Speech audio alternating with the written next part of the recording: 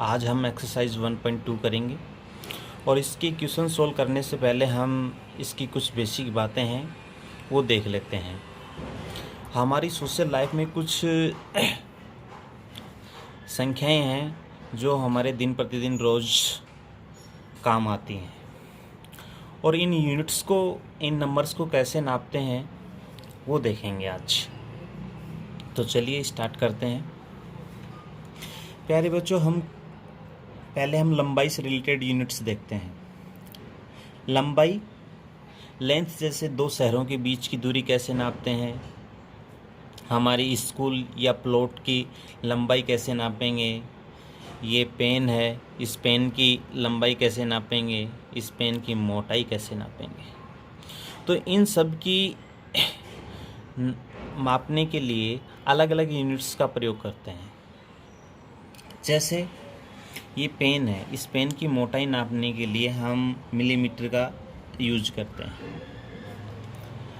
इस पेन की लंबाई नापने के लिए हम सेंटीमीटर का यूज करते हैं। और हम स्कूल, किसी प्लॉट की लंबाई नापने के लिए मीटर का यूज करते हैं।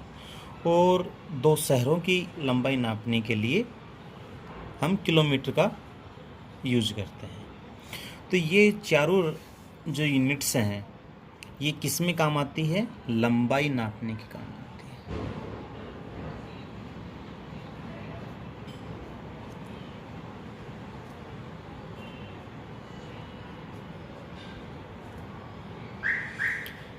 ये चार यूनिट किस चीज़ के काम आती हैं?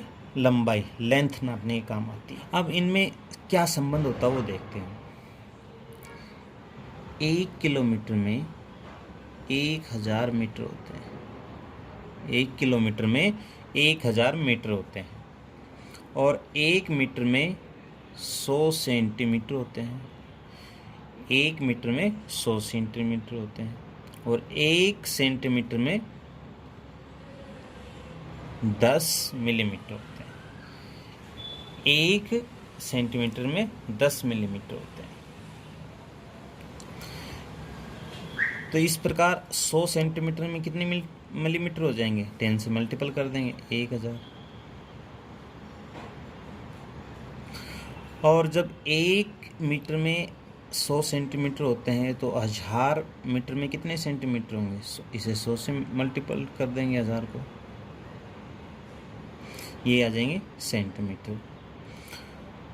और जब 1 सेंटीमीटर में 10 मिलीमीटर होते हैं तो अब 1 लाख मिलीमीटर में कितने मिलीमीटर हो जाएंगे? 10 लाख।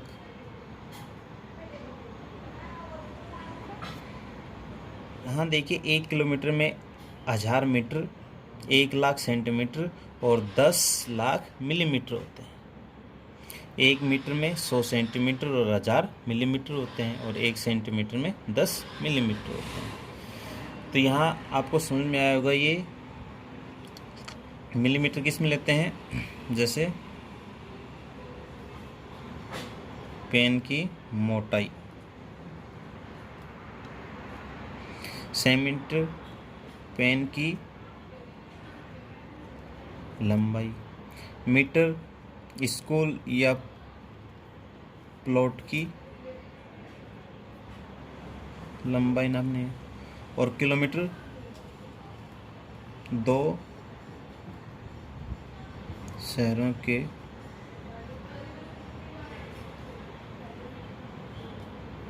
बीच की दूरी या लंबाई। ये छोटी राशि मिलीमीटर, तो इससे हम छोटी राशि नापते हैं। जैसे मोटाई, ये बिल्कुल छोटी सी राशि है ना। ये सेंटीमीटर है, मीटर है, किलोमीटर है। इन सभी में आपस में आपको संबंध समझ में आया होगा इस टेबल के थ्रू। अब देखिए कुछ और राशियां देखते हैं। तो ये थी लंबाई नापने के लिए, दूरी नापने के लिए ये यूनिट्स काम में लेते थे। अब देखिए कुछ जिनमें भार होता है। जैसे हम आटा लेकर के आते हैं, दाल लेकर के आते हैं, तो किस में लेकर के आते हैं? केजी में लेकर के आते हैं। मसाले लेकर के आते हैं तो किस में लेकर के आते हैं? ग्राम में, 250 ग्राम, 500 ग्राम। और कुछ जैसे मेडिकल की शॉप पे जाते हैं तो दवाइयाँ वो ग्राम में होती हैं। किस में होती हैं? ग्राम में। तो दवाइयाँ नापने के लिए किस में क्या लेते हैं भाई? मिलीग्राम। और ग्राम किस में यूज़ करते हैं? जैसे मसाले, 250 ग्राम गरम मसाला दे दो। और केजी आटा है, जैसे गेहूँ खरीद के लेकर के आने हैं, चावल हैं, दाल हैं, ये केजी में लेकर के आते हैं। 1 केजी दे दो, 2 केजी दे दो, 5 केजी दे दो। तो इनमें क्या संबंध होता है? देखिए, 1 किलोग्राम में 1000 ग्राम होते हैं और 1 ग्राम में 1000 मिलीग्राम होते हैं। तो इस प्रकार 1 किलोग्राम में कितने मिलीग्राम हो जाएंगे? 10 लाख मिलीग्राम हो जाएंगे। कितने ग्राम हो जाएंगे? 10 लाख मिलीग्राम हो जाएंगे। यहाँ देखिए केजी में जो एक केजी लिखा है, हम शॉर्ट रूप में इसका सिंबल केजी से दर्शा देते हैं, ग्राम का शॉर्ट रूप जी से दर्शा देते हैं और मिलीग्राम को mg से दर्शा देते हैं। वैसे ही लेंथ में था, लेंथ में किलोमीटर को km से, इनका ही सिंबल है, दर्शाते हैं इनको शॉर्ट रूप में दर्शाने के लिए। मीटर को m से, सेंटीमीटर को सेमी से, मिलीमीटर को mm से। तो यहाँ देखिए प्यारे बच्चों, किलो का जो अर्थ है, किलो का जो अर्थ है वो 1000 से है। 1000 किलो का मतलब कितना है? 1000। और सेंटी का अर्थ है 100। सेंटी का अर्थ है 100। और मिली का अर्थ है 1000वां।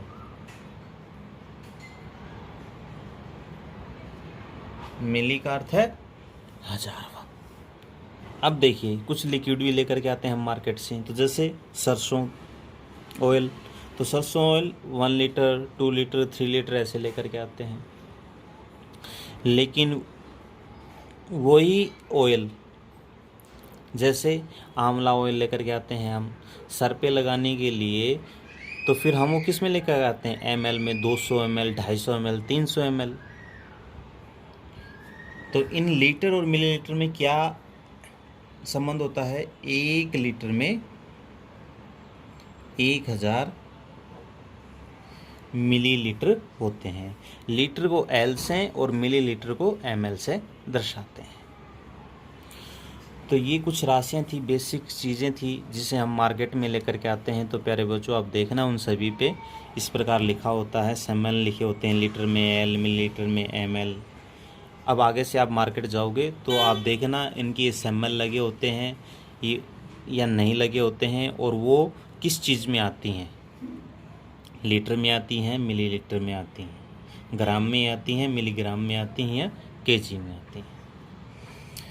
अब और देखिए प्यारे बच्चों, अब हम ये फल लेकर के आते हैं, केले जैसे। तो केले किस में लेकर के आते हैं? दर्जन में लेकर के आते हैं, किलो में भी लेकर के आते हैं। ऐसा नहीं, अलग अलग सिटियों के अलग अलग रूल्स होते हैं। तो एक दर्जन में कितने आते हैं? 12 केले आते हैं। तो एक दर्जन इक्वल टू होता है 12 आइटम। 12 आइटम नग। कुछ सिंगल यूनिट में भी लेकर के आते हैं चीज़ें हम, जैसे पेन है, फ्रिज है, कूलर है, टीवी है। ये सब चीज़ क्या लेकर के आते हैं हम? सिंगल यूनिट में लेकर के आते हैं। 1 फ्रिज दे दो, 2 फ्रिज दे दो, 3 फ्रिज दे दो। अब यहाँ पे फर्स्ट क्वेश्चन देखिए प्यारे बच्चों, एक एग्जीबिशन है किसी स्कूल में। A book exhibition was held for 4 days in A school. एक स्कूल में 4 दिन के लिए पुस्तक प्रदर्शनी आयोजित की गई है, और उसमें पहले, दूसरे और तीसरे दिन और चौथे दिन क्रम से 1094, 1812, 2050 और 2751 टिकट बेचे गए हैं। तो इसमें पूछा गया है कि इन चारों दिनों में टोटल कितने टिकट्स बिक गए, ये हमें ज्ञात करना है। तो देखिए कैसे ज्ञात करेंगे हम, चारों दिन के जो टिकट्स बिके हैं उन चारों दिन के टिकट्स को हम क्या कर देंगे, जोड़ देंगे, तो टोटल 4 डेज के टिकट्स आ जाएंगे जी कितने सोल्ड हुए हैं। तो देखिए यहाँ पे लिखते हैं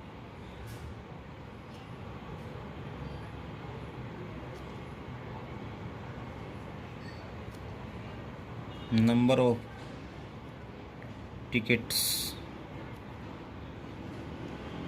सोल्ड ऑन फर्स्ट डे कितने हैं, 1094। हिंदी में कैसे लिख देंगे, पहले दिन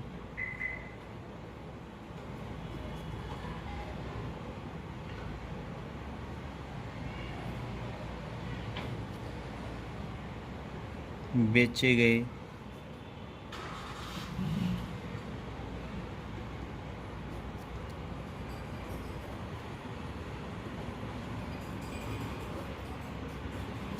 हिंदी में कैसे लिख देंगे, पहले दिन बेचे गई टिकटों की संख्या। इसी प्रकार क्या आ जाएगा हमारे पास में,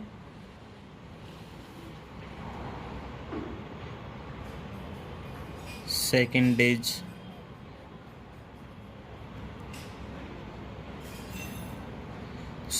में 1812, और इसी प्रकार बच्चों हमारे पास में आ जाएगा थर्ड डेज 2050, और इसी प्रकार हमारे पास में आ जाएगा फाइनल डे या fourth day.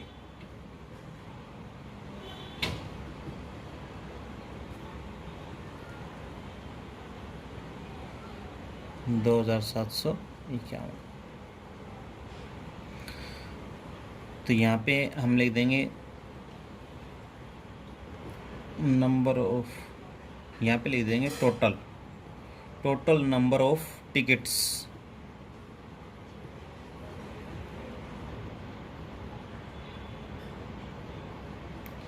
Sold on all the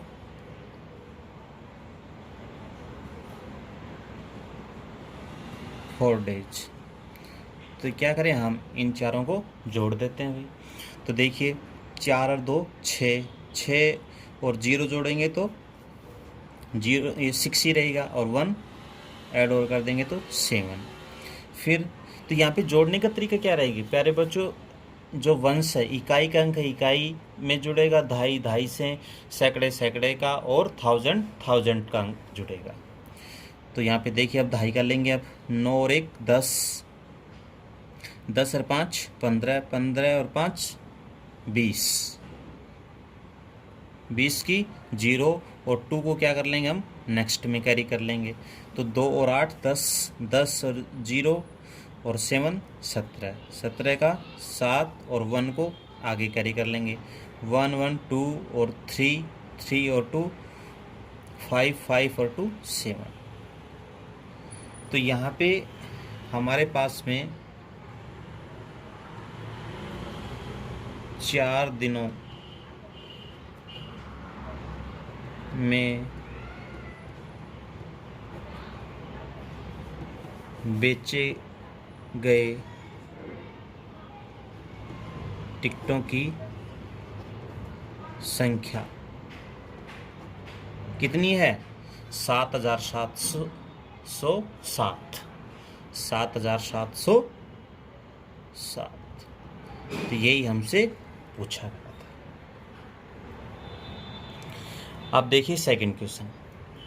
Shekhar एक प्रसिद्ध क्रिकेट खिलाड़ी है और उसने 6,980 रन बना लिए हैं। अब उसको 10,000 रन पूरे करने हैं प्यारे बच्चों। तो अब कितने रनों की आवश्यकता होगी, तो शेखर ने 6,980 रन कंप्लीट कर लिए हैं और 10,000 रन और बनाने हैं। तब उसको और रन कितने चाहिए, तो हम क्या करेंगे, हम 10,000 में से उसके बनाए हुए रन्स माइनस कर देंगे, तो जो आंसर आएगा उतने रनों की आवश्यकता होगी उसको। तो चलिए तो कितने रन उसको बनाने हैं?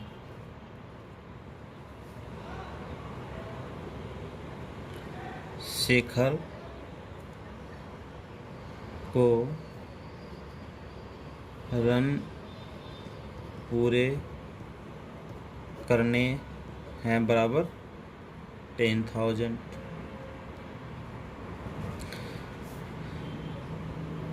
और शेखर रन बना चुका बराबर 6,980। तो यहाँ से लिखेंगे शेखर को रनों की आवश्यकता है बराबर, क्या करेंगे हम, 10,000 में से माइनस कर देंगे 6,980। 6,980 तो यहाँ पे माइनस कर लो, 0 में 0 गई, 0 में 8 जाता नहीं है भाई, तो हम क्या करेंगे, आगे से कैरी करेंगे। इस 0 के भी पास कुछ नहीं है, इस 0 के पास भी नहीं है, तो ये 1। अब ये 1 इसमें कैरी हो गया, तो कितने हो गए 10। अब 10 में से इस 0 ने 1 ले लिया, तो यहाँ पे 9। और फिर ये 10 में से इस 0 ने 1 ले लिया, तो यहाँ पे क्या आ जाएगा 9, और यहाँ कितने हो जाएंगे 10। अब 10 में से 8 गए तो 2, 9 में से 9 गए तो 0, 9 में से 6 गई तो 3। तो शेखर को रनों की आवश्यकता कितनी होगी भैया, 3,020 रनों की आवश्यकता होगी। 3,020 रनों की आवश्यकता होगी। अब देखिए नेक्स्ट क्वेश्चन नंबर 3 है, in an election the successful candidate registered 5,77,500 votes and his nearest rival scored 3,48,700 votes. By what margin did the successful candidate win the election? एक चुनाव में सफल प्रत्याशी को कितने वोट मिलते हैं भैया, 5,77,500। और उसका जो निकटतम प्रतिद्वंदी है उसको कितने वोट मिलते हैं, 3,48,700। तो अब जो सफलतम प्रत्याशी है उसने कितने ज़्यादा मत प्राप्त किए हैं या कितने मतों से वो जीता है, ऐसे कह देते हैं। तो यहाँ पे हम लिखते हैं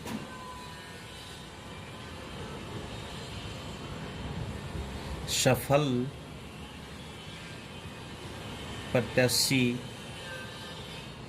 को प्राप्त मत कितने हैं भाई, 5,77,500। और दूसरा हम यहाँ लिख देते हैं निकटतम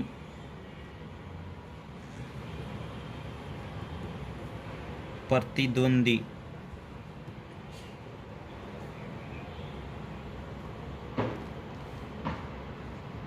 को प्राप्त मत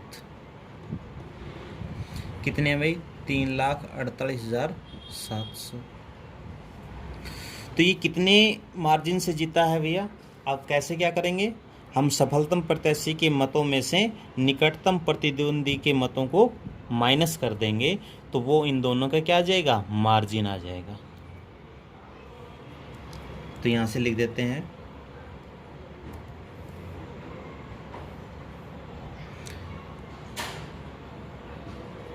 सफल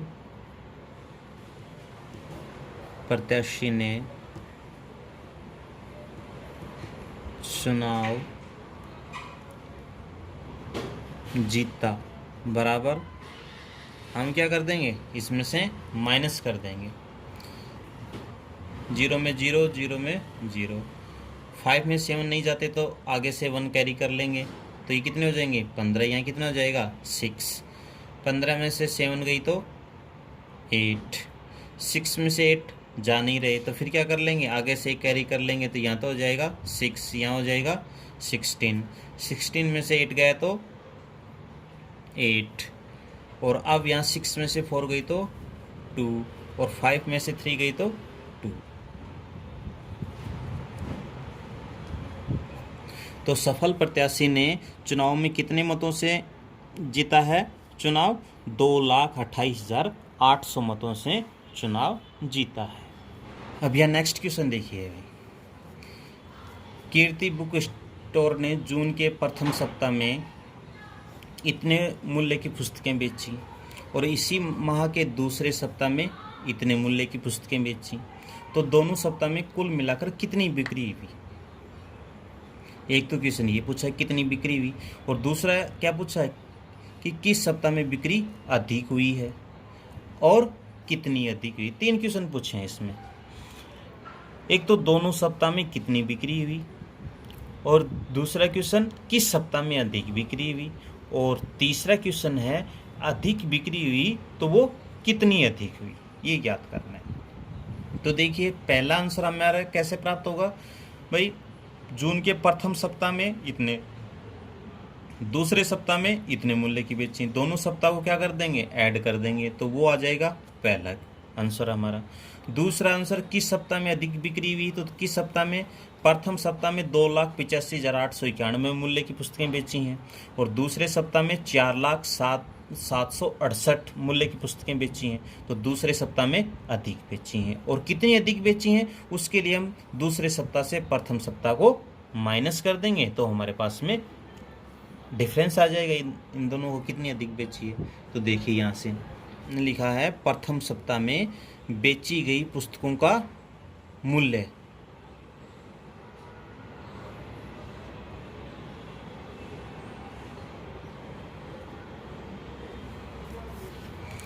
अब दूसरे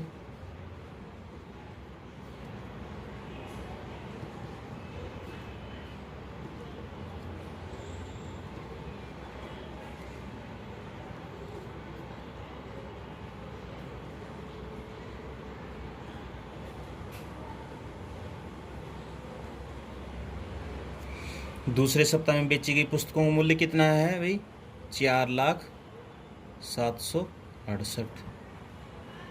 तो यहां से हम क्या लिख देंगे, दोनों सप्ताह में बेची गई। क्वेश्चन देखिए, find the difference between the greatest and least number that can be written, use the digit 62743 each only once.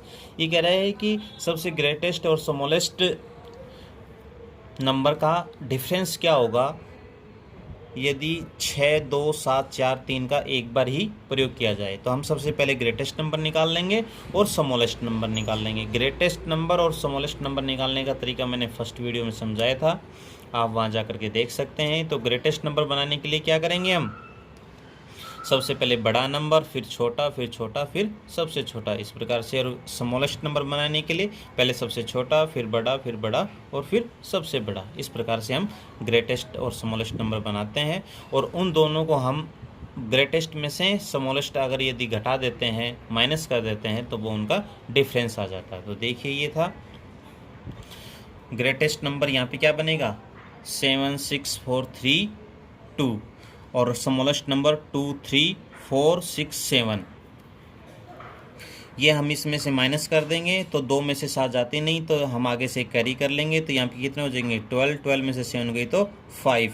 अब यहाँ पे 2 बच गया, 2 में से 6 जाती नहीं तो एक कैरी कर लेंगे। तो यहाँ पे कितना हो जाएगा 12 में से 6 गई तो 6। अब यहाँ पे 3 बच गए, 3 में से 4 जाती नहीं तो आगे से एक कैरी कर लेंगे। तो यहाँ जाएगा 13 में से 4 गई तो 9। अब यहाँ पे 5 में से 3 गई तो 2 और 7 में से 2 गई तो 5। डिफरेंस कितना आ गया 52,965। नेक्स्ट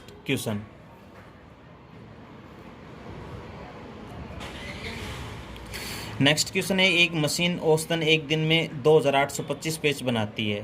तो जनवरी 2006 में उस मशीन ने कितने पेज बनाए। तो हम क्या करेंगे, एक दिन में इतने पेज बनाती है 2,825, स्क्रू बनाती इतने। और मंथ ऑफ जनवरी कितने दिन का होता है प्यारे बच्चों? 31 डेज का। तो हम एक दिन में 2825, तो 31 डेज में कितने बनाएंगे हम? 30 डेज को मल्टीपल कर देंगे। तो बस एक मशीन एक दिन में पेज बनाती 2825, तो जनवरी 2006 में मशीन पेज बनाएगी 31 गुना 2825। 31 से मल्टी कितना आ जाएगा? 87,575 स्क्रू या पेज।